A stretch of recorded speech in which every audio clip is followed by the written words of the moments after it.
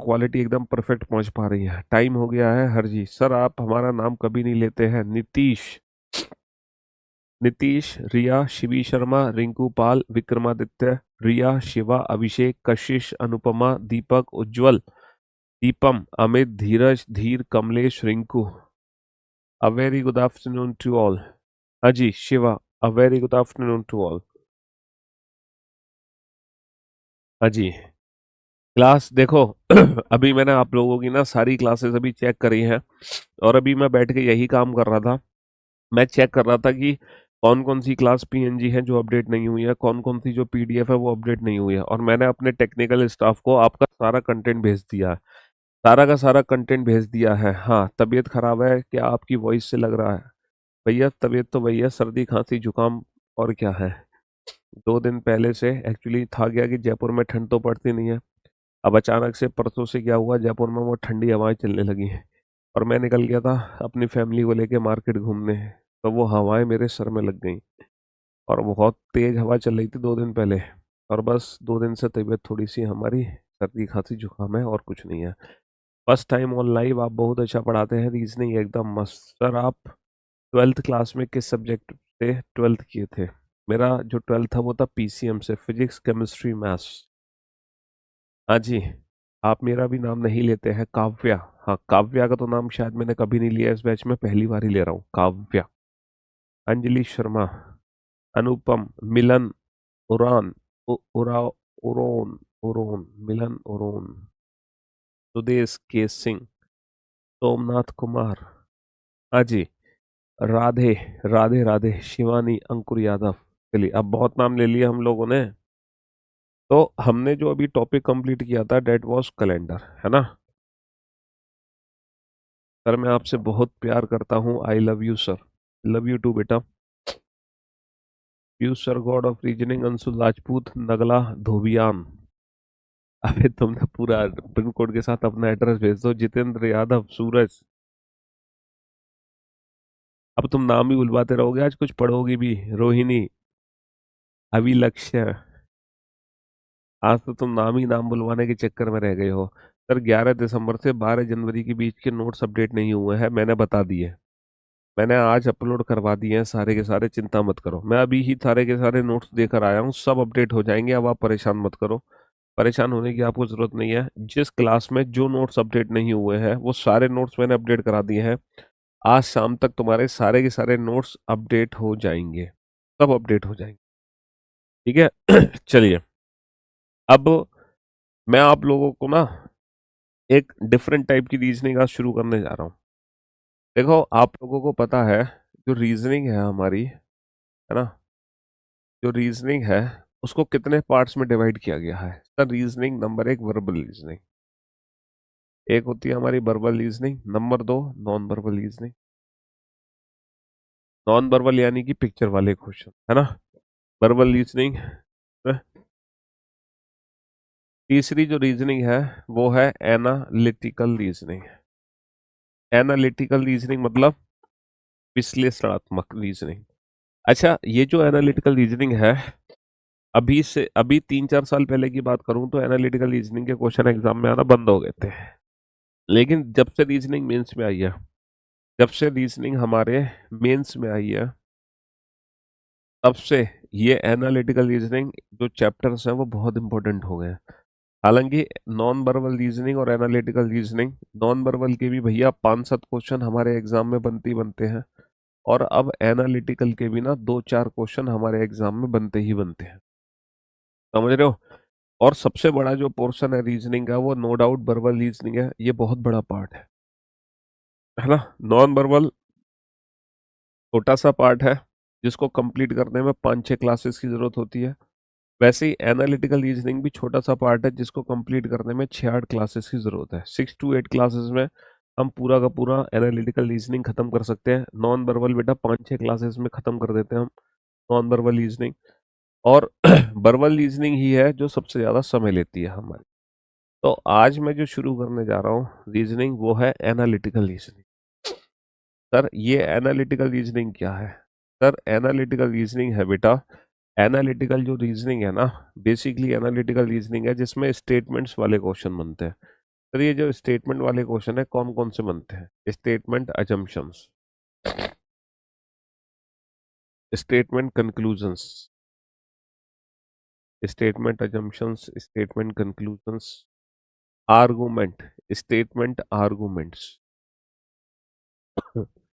Statement arguments, cause and effect, cause and effect, course of action, course of action, decision making, reason assertion। ठीक है, ये वो topic है analytical reasoning के, है ना? बिल्कुल रेलवे में हो जाएगा, एसएससी में भी हो जाएगा, पुलिस में भी हो जाएगा, सब में हो जाएगा।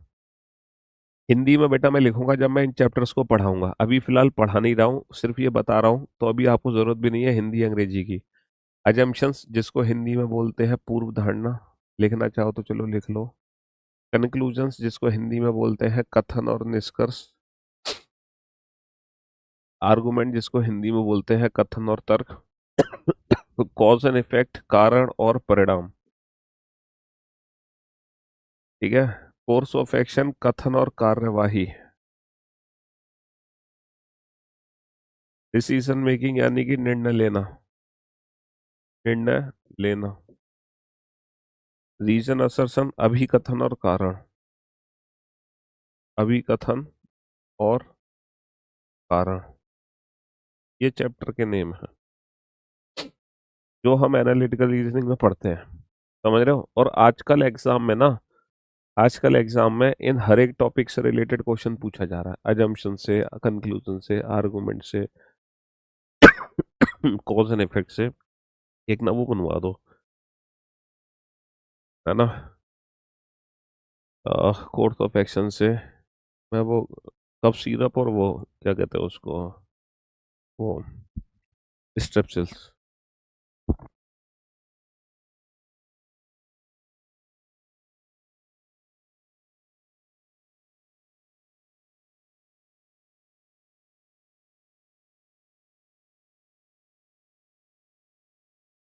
हाँ जी, ये 60 टॉपिक है बेटा, ये 60 टॉपिक है। सुमित कुमार, आपने मेरा कमेंट पढ़ा, लॉटरी वाली फीलिंग्स आ रही है सर। हाँ, तुम्हारी तो आज लॉटरी लग गई, आपकी वजह से रीजनिंग अब कोई विद्या ही नहीं लगती। सर यूपीएससी की तैयारी करवाते हैं, नहीं बताए सर जी, प्लीज प्लीज। हाँ हाँ, यूपीएससी का भी सीसेट क्लियर हो जाएगा बेटा, क्यों? काल्पनिक कैलेंडर बिल्कुल भी इम्पोर्टेंट नहीं है तुम्हारे लिए, काल्पनिक कैलेंडर बिल्कुल भी इम्पोर्टेंट नहीं है। सीसेट के लिए इम्पोर्टेंट है calendar, clock, cube and cuboid, dice, और नंबर सिस्टम और अल्फाबेट वाले क्वेश्चन, और blood relation, direction, distance, clocks, ये सब इम्पोर्टेंट है। है ना? सर लॉगिन में प्रॉब्लम आ रही है, लैपटॉप में लॉगिन नहीं हो रहा, हो जाएगा। चलिए, अच्छा मुझे एक बात बताओ, ये जो एनालिटिकल रीजनिंग चैप्टर है, ये रीजनिंग में आखिर बना क्यों? इसकी रिक्वायरमेंट्स क्या हुई एनालिटिकल रीजनिंग की, है ना? रीजनिंग में एनालिटिकल रीजनिंग क्यों बनाया गया? एनालिटिकल रीजनिंग, ये बताओ। देखो सर, एक चीज होती है, एक चीज होती है एटीट्यूड, है ना, कहते हैं ना एटीट्यूड, इसमें बड़ा एटीट्यूड है। एक होता है एप्टीट्यूड, एक होता है एप्टीट्यूड, एक होता है एटीट्यूड। दो चीजें होती है ना, है ना, एटीट्यूड और एप्टीट्यूड। हाँ जी, ये दो चीजें होती हैं। एप्टीट्यूड का मतलब क्या है? सर एप्टीट्यूड का मतलब है 2 3 जा, 3 4 जा, 2 + 3, 3/2, ये सब है एप्टीट्यूड। एप्टीट्यूड का मतलब पता है क्या है? एप्टीट्यूड का मतलब ये है कि दुनिया में जितने भी लोग हैं उस क्वेश्चन का आंसर सेम देंगे, डिफरेंट दे ही नहीं सकते। अगर आपसे पूछा जाए 2 × 3 = 6, 3 × 4 = 12, 2 और 3 = 5, 3/2 1.5, दिस इज कॉल्ड एप्टीट्यूड, जिसका जो आंसर है ना वो पर्सन टू पर्सन वेरी नहीं करता। इनके रिमोट नहीं आया बोर्ड्स के लाइट चेंज करने के लिए, छोटे वाले नहीं आए किसी के भी? हाँ, अच्छा, लेकिन एटीट्यूड क्या होता है? देखो एटीट्यूड क्या होता है, जैसे इसके लिए मैं पूछूं, इस ग्लास वाटर के लिए पूछता हूं मैं, ग्लास वाटर के बारे में आपका क्या कहना है? अब कुछ बच्चे कहेंगे इस ग्लास वाटर को देखते हुए, सर इस ग्लास में थोड़ा पानी है। कुछ बच्चे कहेंगे सर इस ग्लास में, इस ग्लास, ये जो ग्लास है ये खाली है।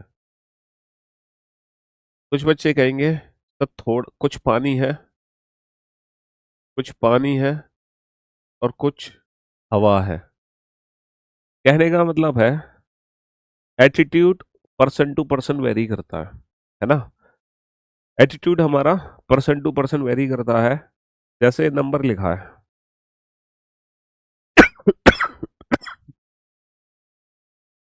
भगवान, जैसे नंबर लिखा है, अब ये नंबर 6 है या ये नंबर 9 है? बताओ, ये जो नंबर है ये 6 है या ये नंबर 9 है? सर ये डिपेंड करेगा कि पर्सन मेरा यहाँ पर खड़ा है या फिर पर्सन मेरा यहाँ पर खड़ा है। समझ रहे हो? ये व्यक्ति अगर इस नंबर को देखेगा तो इसके हिसाब से ये 9 नंबर है, लेकिन ये व्यक्ति अगर इस नंबर को देखेगा तो इसके हिसाब से 6 नंबर है। तो कभी कभी जीवन में बेटा लड़ाई जो है ना वो इसी बात की होती है। कभी कभी हमारे जीवन में लड़ाई इसी बात की है। एक बच्चा कह रहा है सर ये 9 नहीं है, सर ये ना तो 9 है ना 6 है, सर ये तो लेटर पी है, पी। कभी कभी दिस इज कॉल्ड एटीट्यूड, कि हर व्यक्ति का नजरिया अलग है, हर व्यक्ति का देखने का नजरिया अलग है। और जीवन में लड़ाई कभी कभी हमारी इसी बात की है कि कुछ लोग अपनी अपनी जगह सही होते हैं, लेकिन लड़ाई कर रहे हैं कि नहीं ये तो 9 है, नहीं ये तो 6 है, लेकिन ये दोनों व्यक्ति अपनी अपनी जगह सही है। अगर हम किसी व्यक्ति से लड़ते हैं ना तो कभी अपने आप को उसकी जगह रख के देखा करो, क्या पता तुम्हारी जिंदगी की आधी समस्या वैसी दूर हो जाए।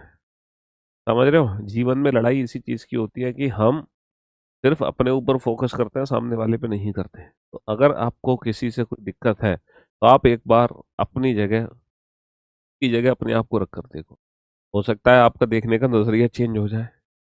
समझ रहे हो? जी हाँ। सर आपने एक चीज कही कि ये जो एटीट्यूड है, स्टेटमेंट, अजम्पशन, आर्गुमेंट, तो फिर इसमें ना आंसर्स हमारे पर्सन टू पर्सन वेरी करेंगे।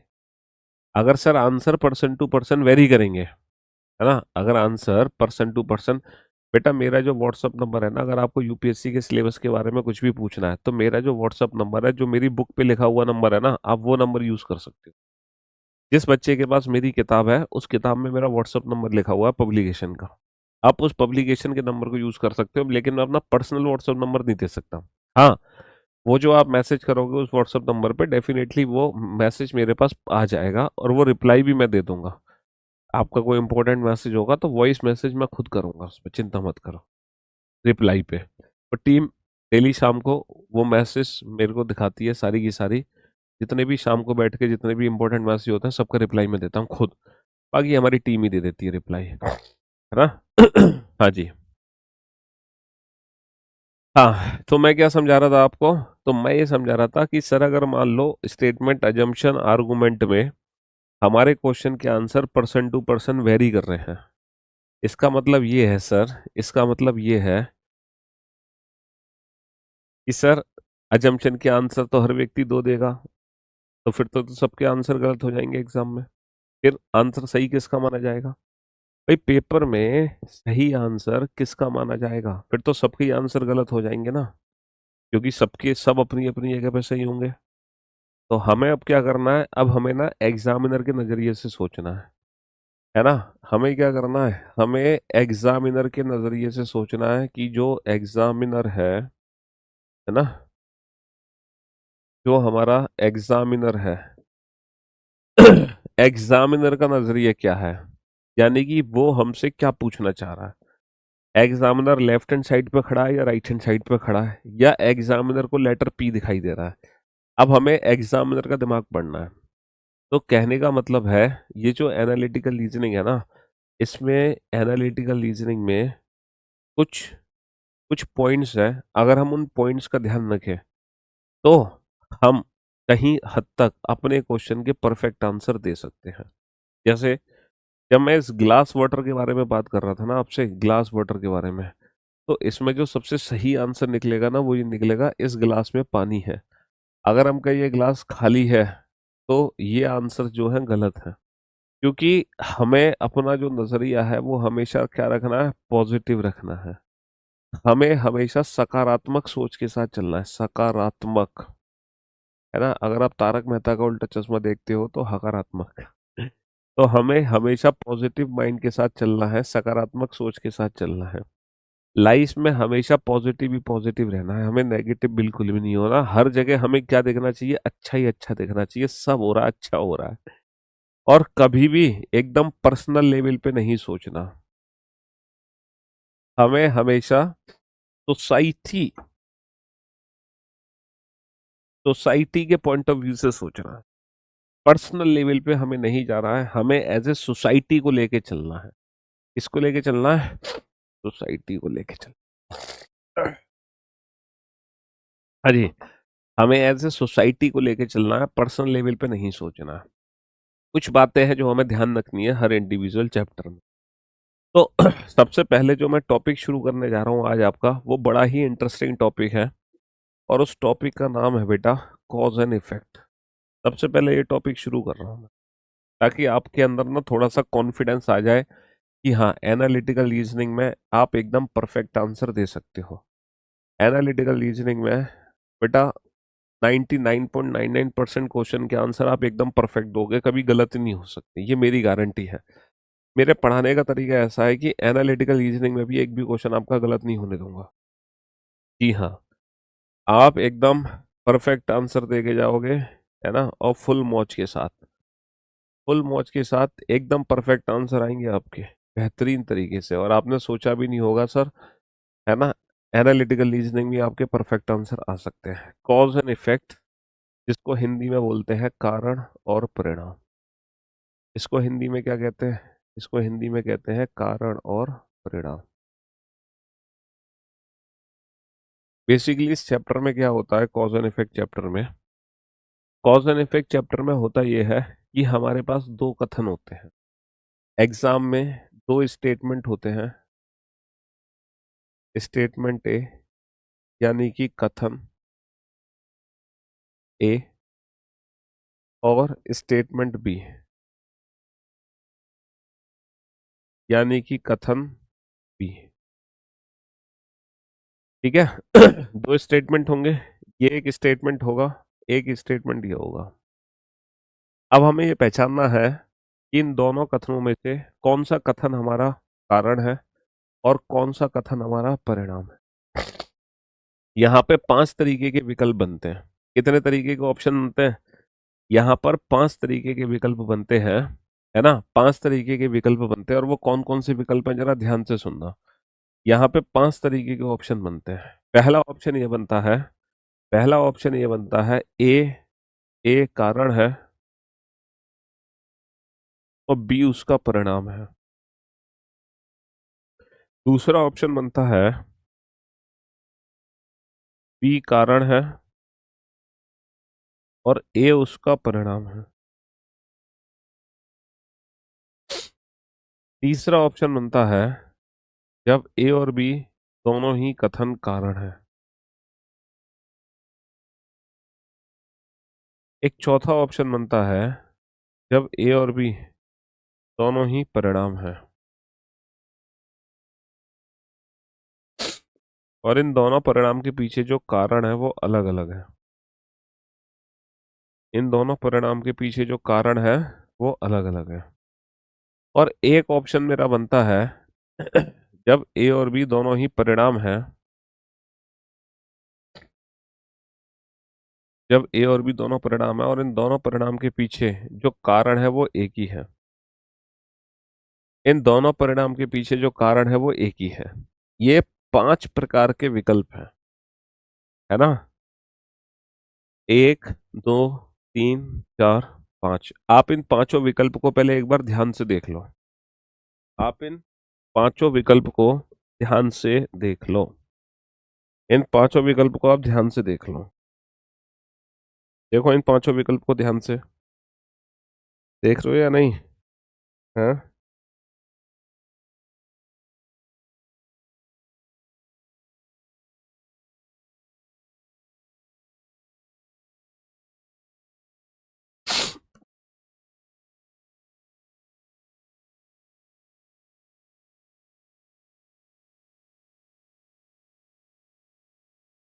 आप इन पांचों विकल्प को ध्यान से देख लो। देख लिया आपने पांचों विकल्प को? बहुत बढ़िया। अब मैं आपसे एक चीज कहने वाला हूँ, है ना? सर एकदम मौज हो जाता है पढ़ के, मैं वीओडी से पढ़ा हूँ, कमेंट पढ़िए सर। हाँ जी, बिहार की दरखी औरंगाबाद से गुरुदेव को प्रणाम। अब आप लोग बोर्ड पे ध्यान देना और ध्यान से सुनने और समझने की कोशिश करना। कैलेंडर का पूरा डेटा अपलोड हो जाएगा, आज परेशान मत हो, पुराना डेटा भी अपलोड हो जाएगा जो नहीं हुआ है। अब आप लोग मेरी बात ध्यान से सुनना और समझने की कोशिश करना, ठीक है? हाँ जी। तो मैंने आपको बताया है, मैंने आपको क्या बताया है, मैंने आपको ये पांच विकल्प बताए हैं, है ना? तो मैं आपको एक चीज बताने वाला हूँ, ये जो थर्ड ऑप्शन है ना, थर्ड ऑप्शन, इस ऑप्शन का इस पूरे चैप्टर में कहीं भी उपयोग मत करना। थर्ड ऑप्शन इस पूरे चैप्टर में यूज हो ही नहीं सकता। अब आप कहोगे सर ये थर्ड ऑप्शन इस पूरे चैप्टर में यूज क्यों नहीं हो सकता? इसके पीछे एक बहुत ही सिंपल सा रीजन ये है कि कोई भी अकेला कथन कारण नहीं बनता। कोई भी अकेला कथन कारण नहीं होता है। Single statement can never be a cause. Single statement can never be a cause. अब आप कहोगे सर क्या बात कर रहे हो फालतू की, ये भी तो सिंगल स्टेटमेंट है, ये भी तो कारण है। सर ये भी तो सिंगल स्टेटमेंट है, ये भी तो कारण है। अकेला कथन कभी कारण नहीं बनता, बिल्कुल सही लिखा है। अकेला कथन कारण तभी बनता है जब उसका परिणाम उसके साथ दिया हो। अकेला कथन कारण तभी बनता है जब उसका परिणाम उसके साथ दिया हो। अगर किसी भी कथन का परिणाम उसके साथ नहीं दिया तो वो कथन अपने आप में कारण नहीं, वो कथन अपने आप में ही परिणाम कहलाता है। Single statement can never be a cause, है ना? Single statement can never be, can never be a cause. Single statement can never be a cause, ये एक नोट लिख लो बेटा। Single statement can never be a cause, ये note लिख लो। Single statement can never be a cause. अकेला कथन कभी कारण नहीं बनता है। सर प्रूफ करके दिखाओ, ऐसे थोड़ी आपकी बात मान लेंगे बिना प्रूफ किए। चलो प्रूफ करते हैं, प्रूफ करते हैं। पृथ्वी सूर्य के चारों ओर परिक्रमा लगाती है। This is a single statement है। Earth moves around the sun. Earth moves around the sun. पृथ्वी सूर्य के चारों ओर परिक्रमा लगाती है। This is a single statement. अब आप इस सिंगल स्टेटमेंट को पढ़कर ये बताओ कि ये सिंगल स्टेटमेंट कॉज है या इफेक्ट है। सर पृथ्वी सूर्य के चारों ओर परिक्रमा लगाती है, ऑब्वियस सी बात है, ये सिंगल जो स्टेटमेंट है ये एक परिणाम है। ये किसका परिणाम है? ग्रेविटेशनल फोर्स का। भाई सन का ग्रेविटेशनल फोर्स है अर्थ की तरफ, इसलिए अर्थ सूर्य के चारों तरफ घूम रही है। लेकिन अगर मैं बोलूं पृथ्वी सूर्य के चारों ओर परिक्रमा लगाती है और एक साल हमारा कंप्लीट होता है ना, या दिन रात होते हैं, तो कैलेंडर में जो एक साल हो रहा है, दिन रात हो रहे हैं, इसके पीछे का कारण है पृथ्वी सूर्य के चारों ओर परिक्रमा लगाती है। अब पृथ्वी का परिक्रमा लगाना क्या बन गया? कारण। और उसका परिणाम क्या बन गया? है ना, काल कन्वर्ट होना। जैसे मैं कहूँ, सपोज दिल्ली में बहुत तेज बारिश हो रही है। अब दिल्ली में बहुत तेज बारिश हो रही है, ये सिंगल स्टेटमेंट है। ये सिंगल स्टेटमेंट है, दिल्ली में बहुत तेज वर्षा हो रही है। तो ये सिंगल स्टेटमेंट क्या है? सर ये डेफिनेटली किसी ना किसी का परिणाम है कि बारिश वर्षा हो रही है, तो मानसून है या क्या ज्योग्राफिकल कंडीशन है जिसकी वजह से दिल्ली में बहुत तेज वर्षा हो रही है। तो अगर ये अकेला कथन है तो डेफिनेटली क्या है? ये डेफिनेटली एक परिणाम है। ये कभी कारण हो ही नहीं सकता सिंगल स्टेटमेंट। लेकिन मैं कहूँ दिल्ली में बहुत तेज वर्षा हो रही है और दिल्ली में जाम लगा हुआ है, लेकिन अब वर्षा होना जो पहले परिणाम था, अब वर्षा होना कारण है, क्योंकि इसका परिणाम इसके साथ दिया है ट्रैफिक जैम होना। मैं कहूँ मैं कहूँ दिल्ली में ट्रैफिक जैम है, मैं कहूँ दिल्ली में ट्रैफिक जैम है ग्रिलिंग टस।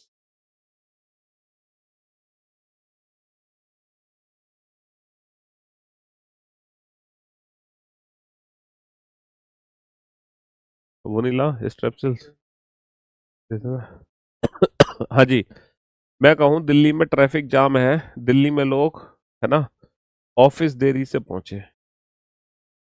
दिल्ली में लोग ऑफिस देरी से पहुंचे। अब ट्रैफिक जैम होना क्या है? ट्रैफिक जैम होना फिर से कारण बन गया और उसका परिणाम है लोगों का ऑफिस देरी से पहुंचे।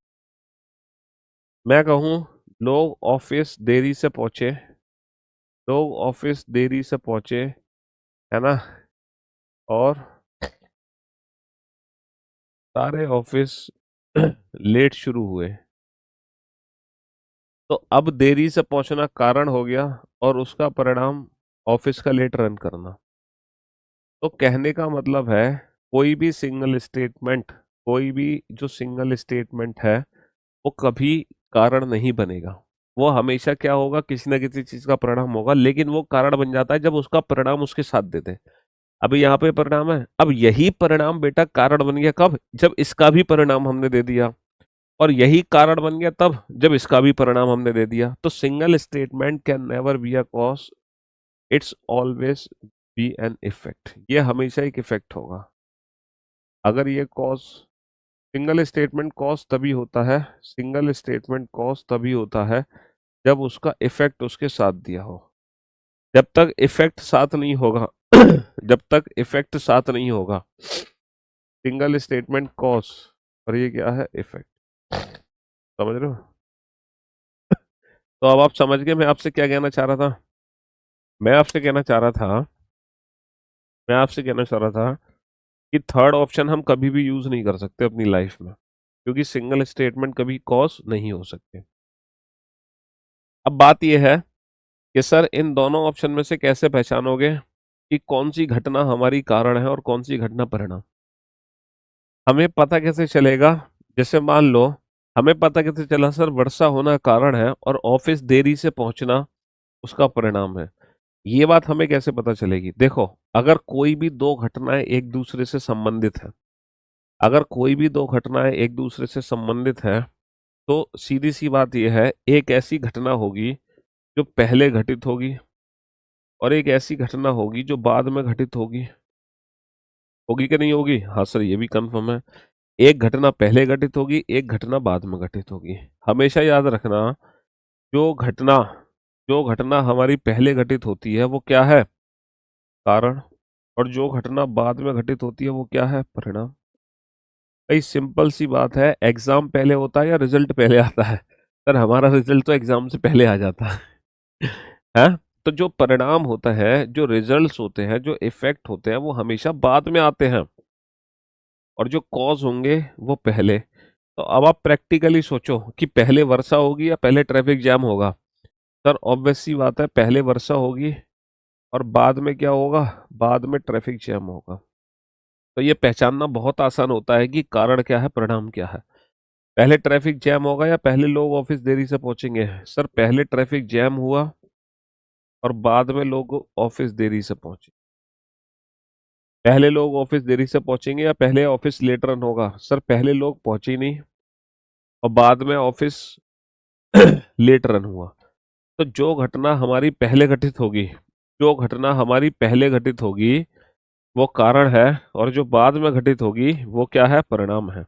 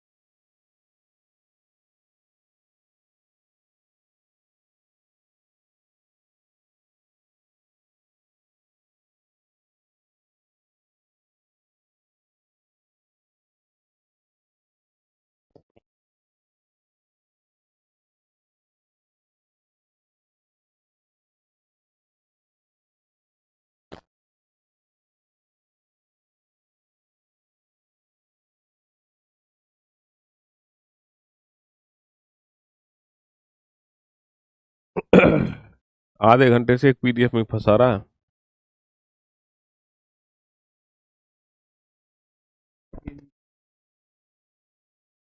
कोई ना कोई पीडीएफ फंसा ही देती है।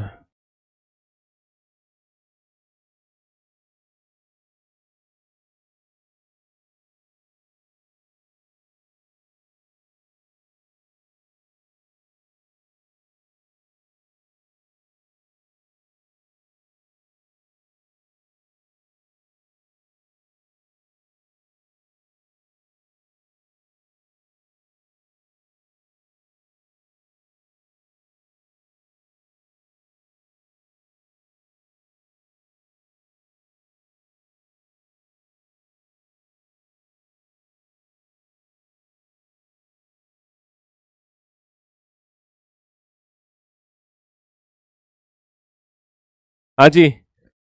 तो साउंड चली गई थी, कोई बात नहीं। जो घटना पहले घटित होगी वो कारण, जो बाद में घटित होगी वो परिणाम। पहले कारण बाद में परिणाम, पहले कारण बाद में परिणाम, पहले कारण बाद में परिणाम। तो पहले दो ऑप्शन में कैसे पता चलेगा पहले कारण बाद में परिणाम? जो घटना पहले घटित हो रही है कारण, बाद में परिणाम, पहले कारण बाद में परिणाम। ठीक है, ये वाला ऑप्शन हमें चूज नहीं करना है। अब हम इन दोनों ऑप्शन में कैसे पता लगाएंगे? इन दोनों ऑप्शन में हम कैसे पता लगाएंगे, है ना, कि दोनों परिणाम के पीछे कारण एक ही है या दोनों परिणाम के पीछे कारण अलग अलग है? तो बहुत ही बेसिक सा कंसेप्ट है। अगर दोनों परिणाम की जो डायरेक्शन है वो अपोजिट है, अगर दोनों परिणाम की डायरेक्शन अपोजिट है, अगर दोनों परिणाम की डायरेक्शन अपोजिट है, तो इसका मतलब दोनों के कारण अलग अलग है। और अगर दोनों परिणाम की डायरेक्शन सेम है तो उनके पीछे कारण सेम है। ये चीज पता है आप समझ पाओगे जब प्रैक्टिकली मैं आपको अभी क्वेश्चन कराऊंगा। अभी तो आप सोच रहे होगे अरे थ्योरेटिकल समझा रहे हो आप, बेसिकली क्वेश्चन कराओ तब इन चीजों को अच्छे से समझेंगे। चलो, मैं आपको एज इट इज क्वेश्चन कराऊंगा तब आप इन चीजों को बेहतर समझ पाओगे, है ना।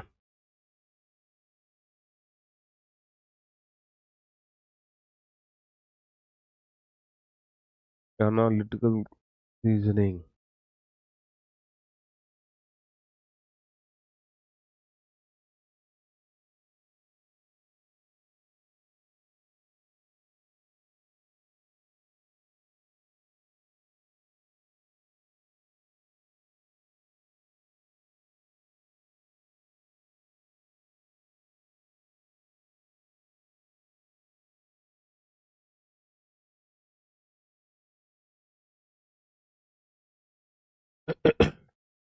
चलो, क्वेश्चन करो तब आप इन चीजों को अच्छे से समझ पाओगे। ये क्वेश्चन आपके सामने है, बनाओ।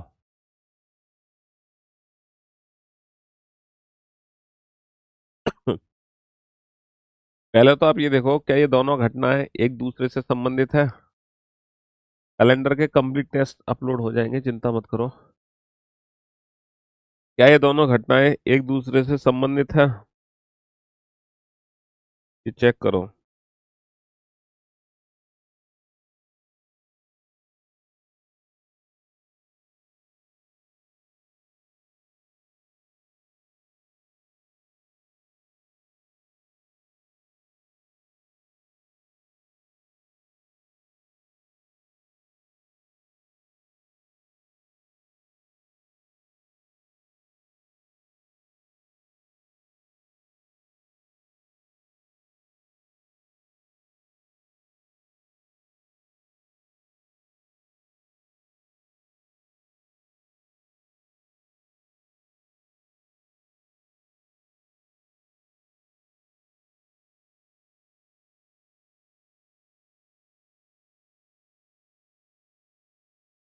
अगर ये दोनों घटनाएं एक दूसरे से रिलेटेड हैं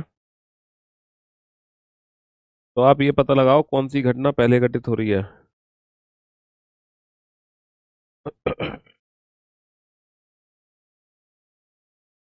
अगर ये दोनों घटनाएं एक दूसरे से रिलेटेड हैं तो आप ये पता लगाओ पहले कौन सी घटना घटित हो रही है।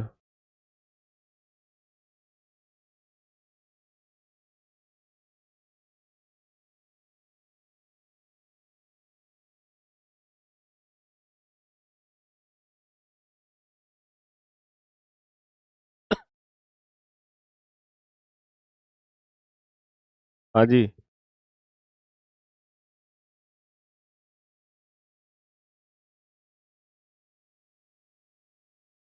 सर, ये दोनों घटनाएं अगर एक दूसरे से रिलेटेड है तो पहले कौन सी घटना घटित होगी? अपने इलाके में बढ़ी हुई आपराधिक गतिविधियों के बारे में निवासियों ने स्थानीय पुलिस थाने में रिपोर्ट लिखवाई। संदिग्ध व्यक्तियों के निवास स्थान की तलाशी द्वारा बहुत सारे अपराधी गिरफ्तार किए गए। तो पहले कौन सी घटना घटित होगी? सर, पहले रिपोर्ट लिखाई गई और सर बाद में और सर बाद में उनकी गिरफ्तारी की गई। पहले रिपोर्ट लिखाई गई, बाद में गिरफ्तारी की गई, और जो घटना पहले घटित होगी वो डेफिनेटली क्या है? एक कारण है, एक कॉज है। और जो घटना बाद में घटित होगी वो 100% एक परिणाम है, एक इफेक्ट है।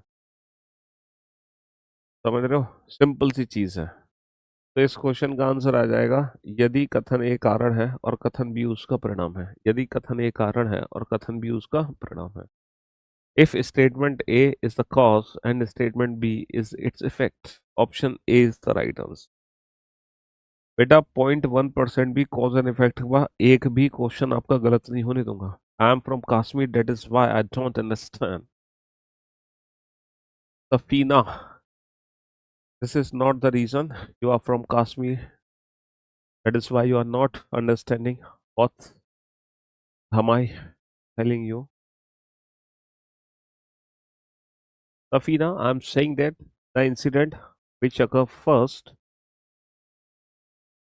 is a cause, and the incident which occur after, it's an effect. Cause comes first and effects comes after. Simple is exam and result. What comes first? Exam or result? First come exam, then second is result. Okay. So you have to check whether the statements are interconnected or not. If the statements are connected, then you have to check which incident occur first. सबसे पहले आपको check करना है क्या दोनों घटनाएं एक दूसरे से ताल्लुकात रखती हैं। अगर दोनों घटनाएं एक दूसरे से ताल्लुकात रखती है तो आपको बस ये चेक करो कि कौन सी घटना पहले घटित होगी, कौन सी घटना पहले घटित होगी। ठीक है, सिंपल, बहुत ही simple. Government has awarded a high stake reward scheme for such person who may provide any information about the suspect. संदिग्ध व्यक्ति के बारे में जानकारी देने वाले व्यक्तियों के लिए सरकार ने एक बड़ी पुरस्कार योजना की घोषणा की है। अज्ञात बंदूकधारियों ने एक परिवार के 4 सदस्यों की हत्या कर दी। 4 members of a family were murdered. अच्छा ये बताओ, पहले पहले मर्डर हुआ है या पहले गवर्नमेंट ने उन पे इनाम रखा है उनको पकड़ने के लिए? सोच के देखो। पहले मर्डर हुआ होगा या सरकार ने पहले उन पे इनाम रखा? सर ऑब्वियस सी बात है, सर ऑब्वियस सी बात है। मैं रिकॉर्डेड पढ़ती हूँ, आपको थैंक यू बोलने आई हूँ। आजकल ये बच्चे बड़े थैंक यू बोलने आ रहे हैं मेरे को कुछ दिन से। मैं नोटिस कर रहा हूँ पिछले 5-6 दिनों से, ये रिकॉर्डेड वाले बच्चे thank you thank you thank you बोलने आते हैं डेली। आप बहुत अच्छा पढ़ाते हैं, काश मैं पहले ही आपका बैच लिया होता। रीजनिंग के हीरो सर आप। सर पहले कौन सी घटना घटित होगी? सर ऑब्वियस सी बात है, पहले पहले मर्डर हुआ है और बाद में गवर्नमेंट ने इनाम रखा है, बाद में गवर्नमेंट ने इनाम रखा है।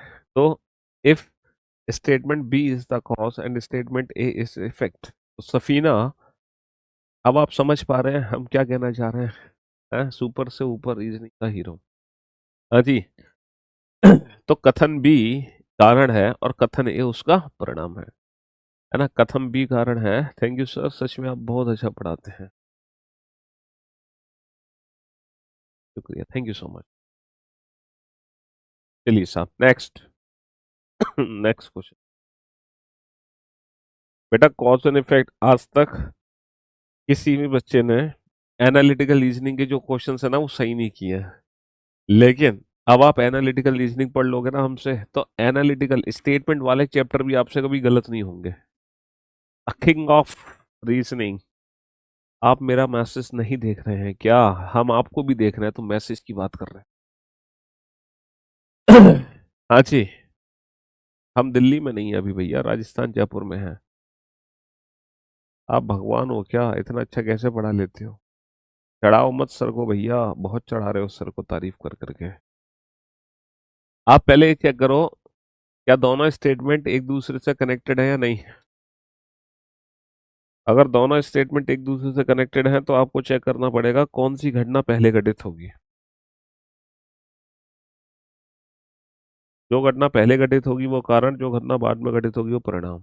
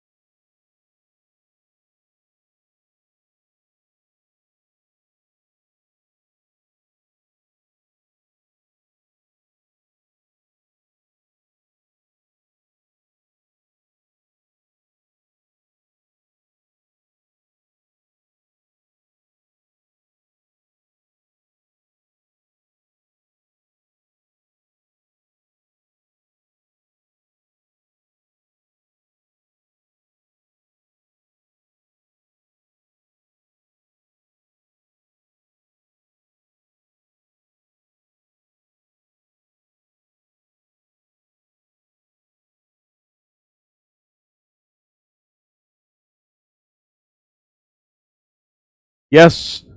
तो मेरे दोस्तों, मेरे भाइयों, मेरे जिगर के टुकड़ों, यहाँ पर दो स्टेटमेंट है।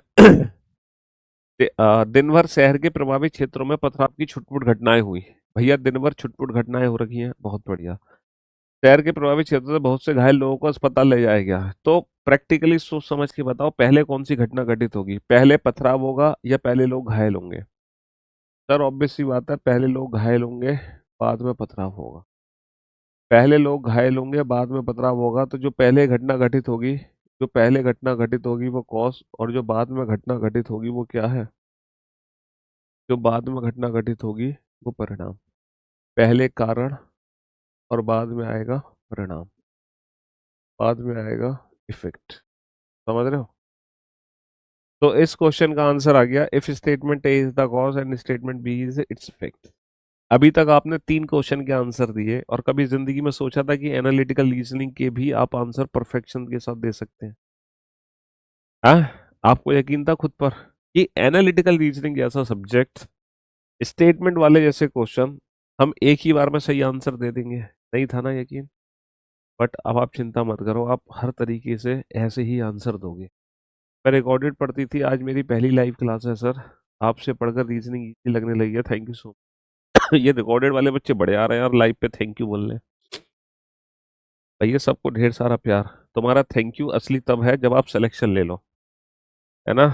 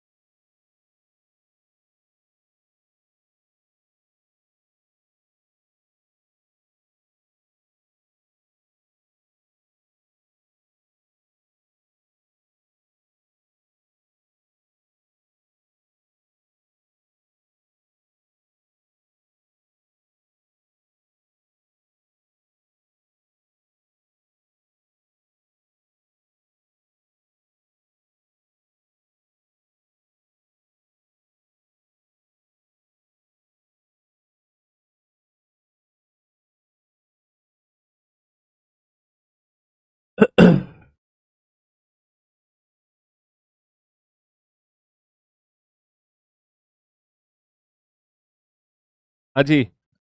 तो मेरे दोस्तों, मेरे भाइयों, मेरे जिगर के टुकड़ों, गर्मी के महीनों में बहुत से लोग अपने मूल निवास स्थान जाने के लिए शहर से गए। गर्मी के दिनों में बहुत सारे लोग शहर से बाहर चले गए, और गर्मियों के महीनों में बहुत सारे पर्यटक शहर में एकत्रित हुए, है ना, ड्यूरिंग समर मंथ। अब आप जरा प्रैक्टिकली सोचकर बताओ, प्रैक्टिकली सोचकर ये बताओ, है ना, if statement A is the cause and B is effect, क्या ये दोनों घटनाएं एक दूसरे की वजह से हो रही हैं? क्या लोग शहर में आए इसीलिए लोग शहर छोड़ गए, या फिर लोग शहर छोड़ गए इसीलिए लोग शहर में आए? अगर ये दोनों घटनाएं एक दूसरे की वजह से हो रही हैं, तो आप ये बताओ इन दोनों में से घटना पहले कौन सी घटित हुई? पहले घटना ये वाली घटित हुई है, या पहले घटना ये वाली घटित हुई है? क्योंकि जब आप कारण और परिणाम बनाते हो तो एक घटना पहले घटित होती है, एक उसके बाद में। सर, यहाँ पे जो दोनों घटनाएं हैं, कोई भी पहले घटित नहीं हुई है, ये दोनों घटनाएं एक साथ घटित हो रही हैं, एक साथ। ये दोनों घटनाएं एट ए टाइम घटित हो रही हैं, एक साथ। इसका मतलब यहाँ पे ए कारण बी परिणाम, बी कारण ए परिणाम, ये दो ऑप्शन चूज नहीं कर सकते। मैंने पहले ही मना किया है, ऑप्शन सी चूज करना ही नहीं है, इंडिपेंडेंट कॉज हो ही नहीं सकते। अब यहाँ पे definitely, definitely A and B दोनों इंडिविजुअल क्या है, दोनों इंडिविजुअल इफेक्ट है। अब आपको ये चेक करना है कि दोनों इफेक्ट के पीछे कारण एक ही है, या दोनों इफेक्ट के पीछे कारण अलग अलग है। बहुत सारे बच्चे कह रहे हैं कि सर इन दोनों इफेक्ट के पीछे जो कारण है ना, वो एक ही है, सामान्य कारण है, और वो सामान्य कारण है समर मंथ। मेरे भाई, 3:30 बजे आप लोगों की क्लास ओवर हो जाएगी, दूसरे बच्चों की क्लास शुरू होगी।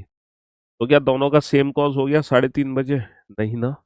टाइम इंटरवल कभी कॉज नहीं होता है। एक शहर छोड़ रहे हैं, एक शहर में आ रहे हैं, ये दोनों घटनाएं अपोजिट डायरेक्शन में हो रही हैं, और जब दो घटनाएं अपोजिट डायरेक्शन में होती हैं तो दोनों के पीछे जो कारण है वो अलग अलग होते हैं। दोनों के पीछे जो कारण है वो अलग अलग होता है, यदि दोनों कथन ए और बी स्वतंत्र कारणों के परिणाम है। Option D is the right answer.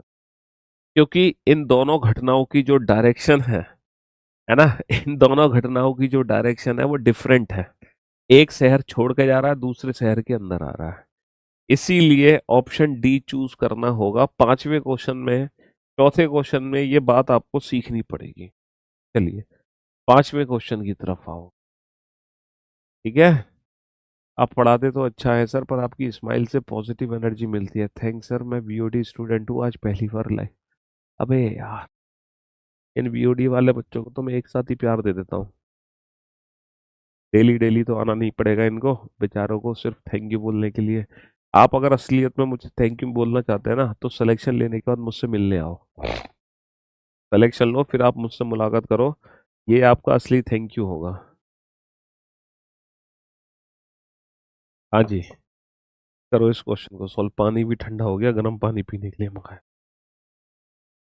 पानी में नमक डाल के पी लीजिए सर, आराम हो जाएगा।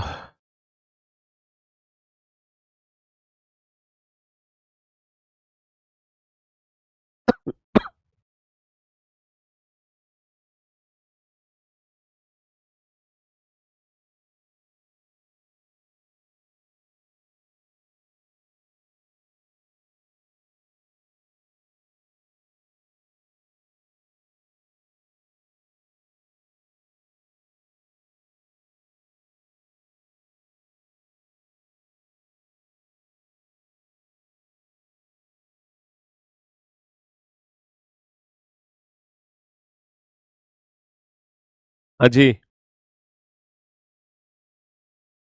पक्का सर, ड्रीम है आपसे मिलने। आज के बाद आप मुझसे सामने देखना वर्दी के साथ। अरे वाह, आप जब वर्दी के साथ होंगे तो डेफिनेटली हमारे भी रोंगटे खड़े हो जाएंगे आपको देखकर। जो वर्दी में आते हैं ना बच्चे हमसे मिलने, एक अलग टाइप की फीलिंग्स आती है हमारे अंदर उन बच्चों को देखकर। हालांकि बहुत सारे बच्चे आते हैं सिलेक्शन लेके हमारे पास, हजारों, लेकिन उनमें से जो बच्चे वर्दी पहन के आते हैं ना, एक अल्टीमेट लेवल का मजा आता है उन बच्चों को देखकर। मतलब रोंगटे से खड़े हो जाते हैं उन बच्चों को देखकर। लेकिन वर्दी में आते हैं तो वास्तव में वर्दी की एक अलग ही बात होती है यार।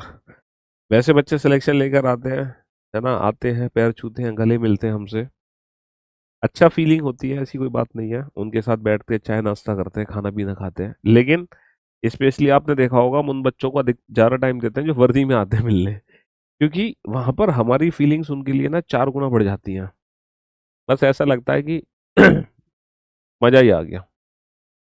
प्रमुख त्योहार के अगले दिन सभी स्कूलों की छुट्टी हो गई। प्रमुख त्योहार के अगले दिन सभी कॉलेजों की छुट्टी हो गई। क्या ये दोनों घटनाएं एक दूसरे की वजह से हो रही है? नहीं सर। सर ये दोनों घटनाएं एक दूसरे की वजह से नहीं हो रही है। अगर ये दोनों घटनाएं एक दूसरे की वजह से होती तो हमें ये पहले पता होता कि पहले कौन सी घटना घटित हो रही है। लेकिन इन दोनों में से कौन सी घटना पहले घटित हो रही है नहीं पता, ये दोनों घटनाएं घटित हो रही हैं एक साथ।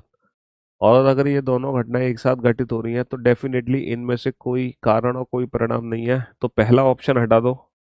पहला ऑप्शन हटा दो, दूसरा ऑप्शन हटा दो। अच्छा, तीसरा ऑप्शन तो हमें चूज करना ही नहीं है ना। अब कहने का मतलब ये है, अब ये दोनों ही, है ना, अब ये दोनों ही क्या है ना।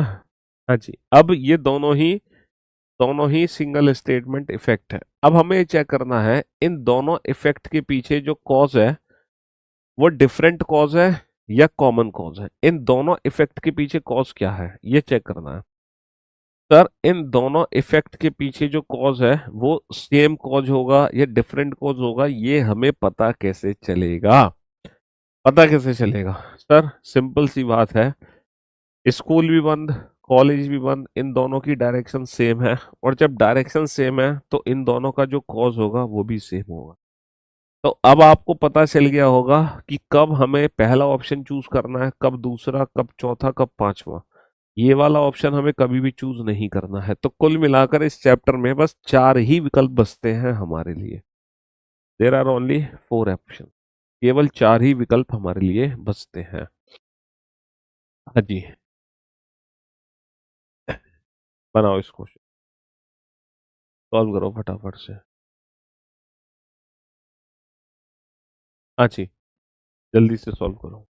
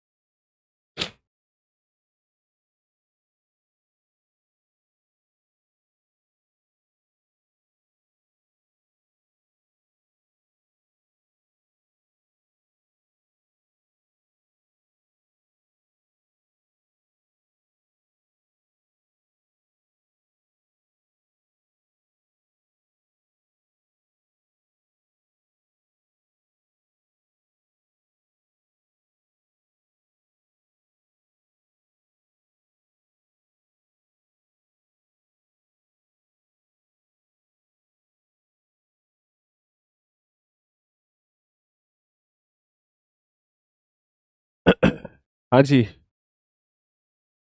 तो मेरे दोस्तों, मेरे भाइयों, मेरे जिगर के टुकड़ों, अधिकांश छात्र ने अगले महीने जाने वाले शैक्षणिक दौरे में शामिल होने के लिए अपना नाम लिखवाए।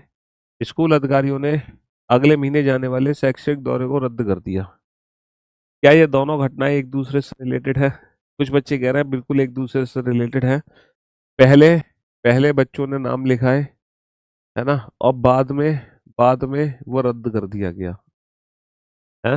अरे वाह, मतलब स्कूल एजुकेशनल टूर जाने वाला है, तो अगर बच्चे अपना नाम लिखवाएंगे तो भैया कॉलेज मैनेजमेंट टूर कैंसिल क्यों करेगा? ये दोनों घटना में से कौन सी पहले घटित हुई है हमें नहीं पता है बाबू। ये दोनों घटनाएं एक साथ घटित हो रही हैं। यहाँ पे टाइम फ्रेम नहीं दिया हुआ कि कौन सी घटना पहले घटित होगी। ये दोनों घटनाएं एक साथ घटित हो रही हैं, पहले और बाद नहीं है। इसका मतलब ए और बी दो ऑप्शन हटा दो, डी ऑप्शन तो चीज कर ही नहीं सकते। अच्छा, एक तरफ बच्चे, ये दोनों ही इंडिविजुअल इफेक्ट है। अब हमें देखना है कि इन दोनों इफेक्ट के पीछे जो कॉज है वो सेम है या फिर इन दोनों इफेक्ट के पीछे कॉज डिफरेंट है। ये कैसे पता चलेगा सर? बेसिक, एक तरफ बच्चे एजुकेशन टूर जब पे जाना चाहते हैं और दूसरी तरफ एजुकेशन टूर कैंसिल हो गया, तो एक तरफ बच्चे जाना चाह रहे हैं, एक तरफ टूर कैंसिल हो चुका है। इसका मतलब दोनों घटनाएं अपोजिट डायरेक्शन में जा रही हैं। तो both are individual, both are independent, both are effects of independent causes, both are effect of independent causes। एक तरफ तो बच्चे जाना चाह रहे हैं टूर पर, एक तरफ टूर कैंसिल हो गया, दोनों की जो डायरेक्शन है वो अपोजिट है। दोनों की जो डायरेक्शन है वो अपोजिट है, अपोजिट है ना। किसी भी बच्चे का जो आंसर है वो गलत नहीं आना चाहिए, किसी भी बच्चे का आंसर गलत नहीं आना चाहिए। कॉज एंड इफेक्ट बेटा एनालिटिकल रीजनिंग हो, इतने रिफाइन तरीके से मैं पढ़ाऊंगा कि एक भी सिंगल क्वेश्चन का आंसर आपका गलत नहीं होगा। अभी फिलहाल जो हम एनालिटिकल रीजनिंग में पढ़ रहे हैं वो कॉज एंड इफेक्ट चैप्टर पढ़ रहे हैं, और जिस तरीके से कॉज एंड इफेक्ट चैप्टर पढ़ रहे हैं उसी सेम तरीके से हम बाकी सारे चैप्टर्स भी पढ़ेंगे। तो आप चिंता मत करो, एनालिटिकल रीजनिंग जब हम कंप्लीट कर लेंगे तब ये रीजनिंग खत्म करने के बाद आपको एहसास होगा कि आज तक आपके स्टेटमेंट से रिलेटेड बहुत क्वेश्चन गलत होते थे, लेकिन आज के बाद अब स्टेटमेंट से रिलेटेड एक भी क्वेश्चन आपका गलत नहीं होगा। आप फॉर्म भर सकते हैं या नहीं भर सकते, ग्रेजुएशन फर्स्ट ईयर में फॉर्म भर सकते हैं आप पीयरिंग वाले, लेकिन जब आप पास हो गए तो आपकी पासिंग मार्क्स की डिक्शनरी हमें चाहिए होगी। डिक्शनरी नहीं, मतलब पासिंग मार्क का रिजल्ट चाहिए होगा। पिछले कुछ दिनों के दौरान फलों की कीमतों में काफी ज्यादा कमी हुई है। पिछले कुछ दिनों के दौरान खाद्यान्नों की कीमतों में काफी ज्यादा वृद्धि हुई है, काफी ज्यादा कमी हुई है। इन दोनों में से कौन सी घटना पहले घटित हुई है, क्या आप पता लगा सकते हैं? पहले कौन सी घटना घटित हुई है हम बिल्कुल भी पता नहीं लगा सकते, दोनों घटनाएं एक साथ घटित हो रही हैं। अगर दोनों घटनाएं एक साथ घटित हो रही हैं इसका मतलब इन दोनों में एक कारण है एक परिणाम है, गलत है। और सी ऑप्शन चूज कर नहीं सकते, दोनों इंडिविजुअल इफेक्ट है। अब ये बताओ इन दोनों घटनाओं की जो डायरेक्शन है वो सेम है या अपोजिट? सर, एक तरफ फलों की कीमतों में ज्यादा कमी हुई है, एक तरफ की कीमत वृद्धि हुई है। एक तरफ कमी एक तरफ वृद्धि, दोनों की डायरेक्शन अपोजिट है। और बाबू जब डायरेक्शन अपोजिट है, जब डायरेक्शन अपोजिट है तो कॉज भी क्या होंगे? कॉज भी डिफरेंट होंगे। जब डायरेक्शन अपोजिट है तो कॉज भी क्या होंगे? कॉज भी डिफरेंट होंगे, कॉज भी डिफरेंट होंगे। समझ रहे हो? चलिए बाकी इस चैप्टर को मैं कल कंटिन्यू करूंगा। आज के लिए सिर्फ इतना ही है। जय हिंद।